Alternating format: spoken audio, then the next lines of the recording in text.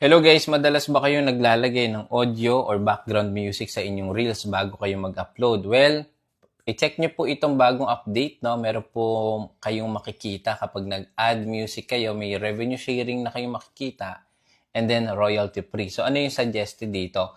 Kung ayaw nyo makopyright or makaiwas kayo sa shared revenue or sa copyright, ito yung piliin nyo. Ayan, royalty free. Ito naman yung isa, kapag ito yung pinili nyo, usually ito yung mga sikat na kanta or yung mga trending. But meron siyang revenue sharing. So ano nga ba ito? Guys, yung revenue sharing, meron po kayong makukuha na 20% lang na earnings dun sa video nyo na nilagyan nyo ng audio or background music. So 80% po makukuha yan ng right owners or mismong may-ari ng specific audio. So, ang laki po, di ba? So, sayang. So, guys, ito yung mga example ng mga copyright music or yung mga copyright content. Number one, downloaded the content or song or from iTunes. Marami pa po yan. Basahin nyo na lang po ito.